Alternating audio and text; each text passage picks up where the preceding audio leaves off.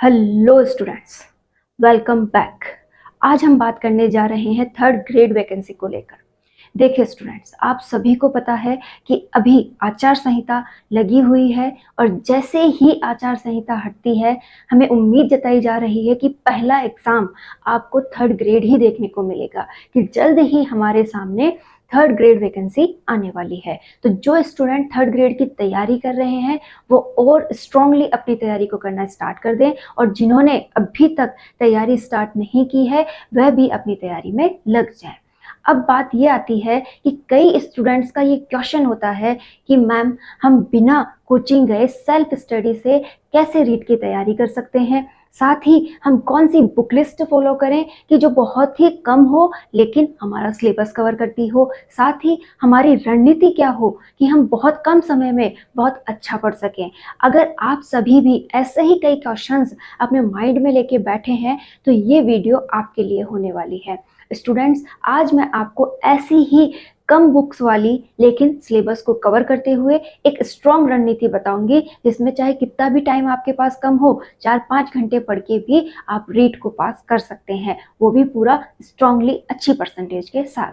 तो स्टूडेंट, ये video start करते हैं। आप इस वीडियो में लास्ट तक बने रहें। ये वीडियो आपको बहुत अच्छा मटेरियल प्रोवाइड करवाएगी, ऐसी मैं उम्मीद करती हूँ। तो स्टार्ट करते हैं आज का वीडियो। स्टूडेंट्स, आप सभी को पता है कि जो हमारा रीट का सिलेबस है उसमें चेंजेस होने की संभावना जताई जा रही है। दूसरी बात, ये भी कहा जा रहा है कि रीट एक ही पेपर होगा। आपका डाउट एक क्लियर कर दूं, क्योंकि पात्रता होना अनिवार्य है, ठीक है। तो रीट पात्रता तो रहेगा, लेकिन जो सेकंड एग्जाम थर्ड ग्रेड के लिए अलग से करवाया जा रहा था वो शायद हटा दिया जाए, और उससे जो अच्छे टॉपिक्स थे वो हो सकता है पात्रता के सिलेबस में जोड़ दिए जाए। तो अब हमारे जो पढ़ने का तरीका है वो कुछ इस हिसाब से होना चाहिए कि वो मटेरियल अगर सिलेबस चेंज होता है तो भी हमारे काम आ जाए, और अगर नहीं भी होता है तो भी हम हमारे पेपर्स की तैयारी बहुत अच्छे से कर सकें। तो वो कौन से चेंज होंगे, कैसा सिलेबस होगा, आज हम वही बात करेंगे।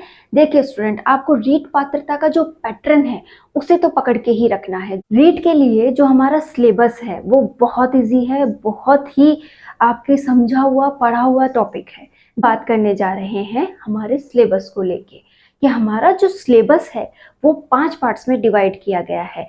पहला पार्ट जो हमारा है वो हमारी लैंग्वेज फर्स्ट है। जो लैंग्वेज फर्स्ट है वो ज़्यादातर स्टूडेंट हिंदी लेना पसंद करते हैं, आप कोई भी लैंग्वेज ले सकते हैं।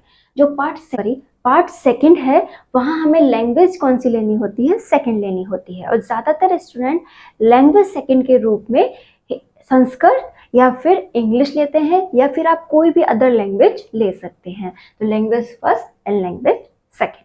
थर्ड पोर्शन आता है हमारे पास साइकोलॉजी का, यानी मनोविज्ञान का, और चौथा एंड पांचवा पोर्शन है आपके सब्जेक्ट का। जैसे कि अगर आप आर्ट्स से हैं तो आप यहाँ पर एसएससी लेते हैं, यानी कि सोशल साइंस, और अगर आप साइंस से हैं तो आपको यहाँ पे साइंस के ही क्वेश्चंस अटेम्प्ट करने होते हैं। ये एक साथ आपको 60 क्वेश्चन, यानी कि चौथे भाग के भी 30 क्वेश्चन और पांचवें भाग के भी 30 क्वेश्चन।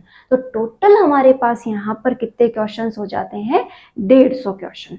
150 क्वेश्चंस जो हैं पर क्वेश्चन 1 नंबर का है, इसीलिए इस पेपर के जो अंक हैं वो कितने डिसाइड किए गए हैं, 150, कि आपको यहाँ 150 में से आपको नंबर अटेम्प्ट करने हैं जिससे कि आप पास हो सकें। Clear students? अब हम ऐसी टेक्निक यहाँ पे यूज करेंगे कि जो सिलेबस है वो भी हमें इजी लगने लग जाए, बहुत कम बुक से वो हमें पढ़ने को भी मिल जाए और हम उसे उत्तीर्ण भी कर सके। तो स्टार्ट करते हैं पहले पार्ट से। तो हमारा पहला पार्ट क्या है, हिंदी। हिंदी में देखिए स्टूडेंट, आप पढ़ा किसको रहे हैं, माइंड सेट चेक कीजिए अपना। हमें कंपटीशन के नाम पे डरना नहीं है। पहले आप टीचर किसके बनने वाले हैं, 6ठी से लेकर 8वीं क्लास के लिए। तो आपको उनकी चीजें बारीकी से आनी चाहिए।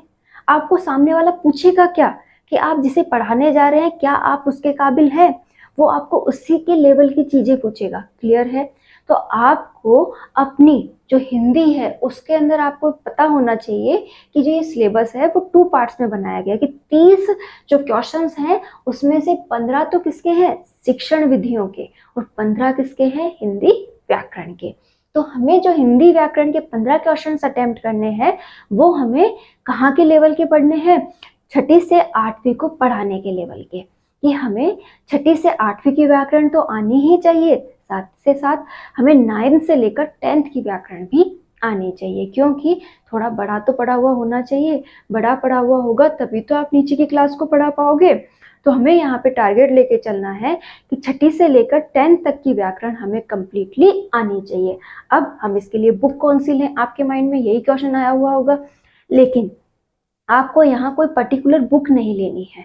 मैं आपको इतना बता दूं कि अगर आपके आसपास कोई स्टूडेंट हैं जो कि 6 से लेकर 10 तक के हैं, तो आप उनकी व्याकरण की बुक लाके भी अपनी तैयारी कर सकते हैं। या व्याकरण की कोई बुक पढ़ी है तो आप वहाँ से भी व्याकरण को कंप्लीट कर लें करें। और अगर आप वाकई में ही बुक को ला सकते हैं तो आप राघव प्रकाश सर की हिंदी व्याकरण की बुक आती है, आप उसे ही ले आएं, जो आपको हर एक कंपटीशन में काम आएगी। उससे बाहर व्याकरण नहीं आती है। तो क्लियर स्टूडेंट कि अगर हम बुक लाना चाहते हैं तो हम राघव प्रकाश की बुक ला सकते हैं हिंदी के लिए। और अब आगे का टॉपिक है शिक्षण विधियाँ। शिक्षण विधियों के लिए मैं आपको सभी के लिए शिक्षण विधियाँ, जैसे कि आप बात कर रहे थे हिंदी की, तो हिंदी में 15 नंबर की तो क्या है, हिंदी व्याकरण, और 15 नंबर की क्या थी, शिक्षण विधियाँ। तो एक ही बुक बता देती हूँ जिसमें कि सभी की शिक्षण विधियाँ अवेलेबल है। ये एक बुक आपने खरीद ली तो आप अपनी लैंग्वेज सेकंड की भी शिक्षण विधियाँ, लैंग्वेज फर्स्ट की भी शिक्षण विधियाँ, और साइकोलॉजी की भी जो भी आपकी यहाँ पे शिक्षण विधियाँ आपको पढ़नी है वो भी उसमें अटेंड करने हैं हमें शिक्षण विधियों के। शिक्षण विधि के लिए आप रेवाड़ सर की बुक ले सकते हैं, जिसमें बहुत अच्छी तरीके से शिक्षण विधियों को समझाया गया है। आपको वहाँ बहुत ही इजी लैंग्वेज में शिक्षण विधियाँ समझ में आ जाएंगी। अब चलते हैं हम दूसरे पोर्शन पे। दूसरा पोर्शन अगर आपका संस्कृत है तो संस्कृत में भी वही आपको बात करनी है कि व्याकरण ही हमें बहुत ज़्यादा पढ़नी होती है। तो व्याकरण के लिए आप कोई भी पर्टिकुलर बुक्स ले लीजिए, या फिर आप 10th 12th तक की जो संस्कृत है उनकी भी व्याकरण पढ़ सकते हैं। मैं 12th भी नहीं बोलूँगी, ओनली फॉर 10th तक की व्याकरण जो भी है उससे ही आप कंप्लीटली तैयार कर लीजिए, आपका संस्कृत का पोर्शन हो जाएगा। अब बचता है उसकी भी शिक्षण विधियाँ। क्लियर। अब साथ ही साथ जो लोग संस्कृत नहीं लेते हैं, सेकंड लैंग्वेज के रूप में इंग्लिश को लेते हैं, उनके लिए क्या है, जो इंग्लिश को सेकंड लैंग्वेज के रूप में लेते हैं उनके लिए मैं यहाँ पर गुरु नैनी नाम से एक बुक आती है, जो आपको प्रैक्टिस के MCQs जैसे पेपर में आने वाले हैं वही पैटर्न अवेलेबल करवाती है, और बहुत अच्छे से आपको ये सब कुछ समझाती भी है। तो आप चाहें तो ये ले सकते हैं। एक और पॉइंट इसमें साथ में जुड़ा हुआ है कि यहाँ जो शिक्षण विधियाँ आपको पढ़नी थी, क्योंकि लैंग्वेज सेकंड में भी वही 2 पार्ट्स का डिवाइडेशन है कि पहला पार्ट आपको यहाँ पे क्या है, 15 क्वेश्चन इंग्लिश के अटेंड करने थे और 15 क्वेश्चन आपको शिक्षण विधियों के अटेंड करने थे। ये बुक आपको शिक्षण विधियाँ भी अवेलेबल करवाती है। और जैसा कि मैंने पहले बताया, रेवाड़ सर की बुक में भी आपको इसकी शिक्षण विधियाँ मिल जाएंगी। आपकी लैंग्वेज कोई भी हो, ज़्यादातर जो भी आप लेते हो उनकी शिक्षण विधियाँ उनकी बुक में मिल जाती है। तो अब तक मैंने आपको 3 बुक बता दी है कि हिंदी के लिए कोई पर्टिकुलर बुक लेना चाहते हो तो राघव प्रकाश सर की आप हिंदी व्याकरण ले आए, या फिर आप 10th तक की व्याकरण पढ़ लें। दूसरा, जो शिक्षण विधियाँ हैं उनके लिए आप रेवाड़ सर की बुक ला सकते हैं। और इधर इंग्लिश के लिए अगर आप बात करें तो गुरु नैनी नाम से एक बुक आती है, उसे आप ले आएँ, और शिक्षण विधियाँ भी उसमें दी हुई है।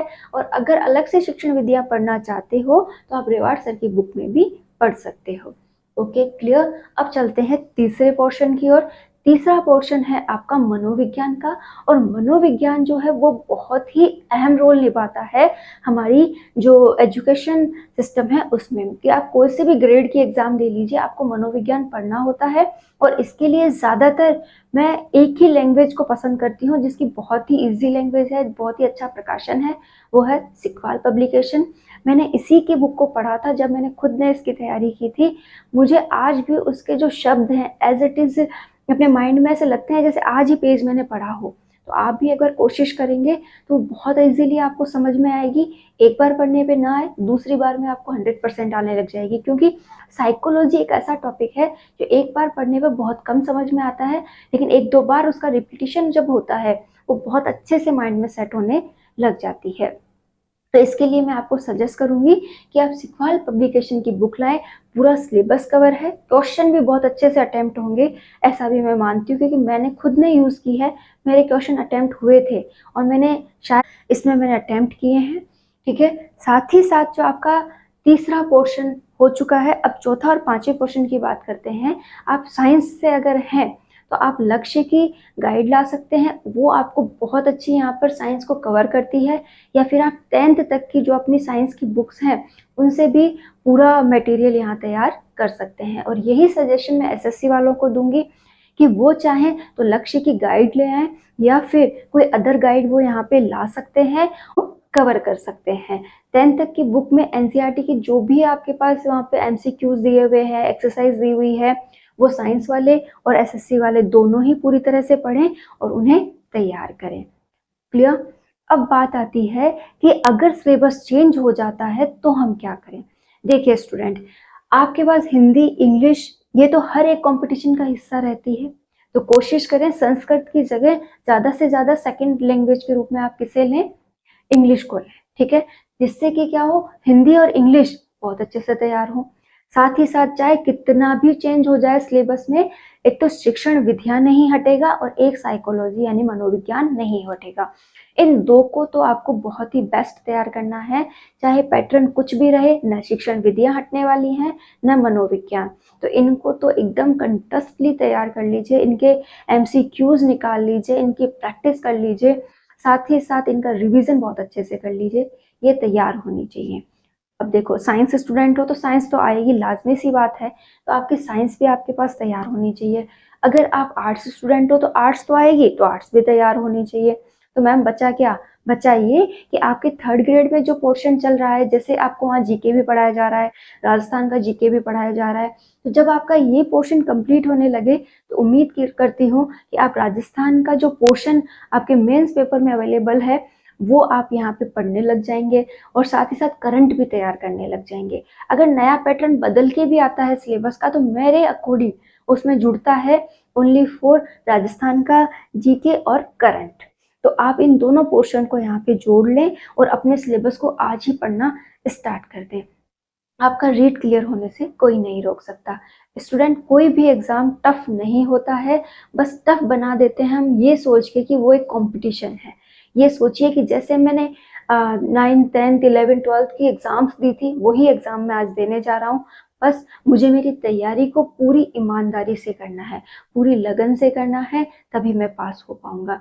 मैंने खुद ने रीड को बहुत अच्छे नंबरों से पास किया है, कोई डिफिकल्ट मतलब कोई भी मुझे प्रॉब्लम नहीं हुई। मैं अपने रोजमर्रा की जो जिंदगी थी उसे बहुत अच्छे से जीते हुए अपने एग्जाम को क्लियर किया है।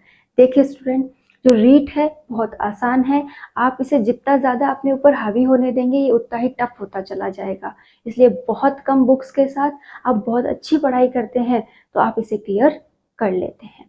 All the best for study. उम्मीद करती हूँ ये वीडियो आपको पसंद आएगा। जल्द ही मैं इससे रिलेटेड और वीडियोज़ आपके सामने लेकर आऊँगी।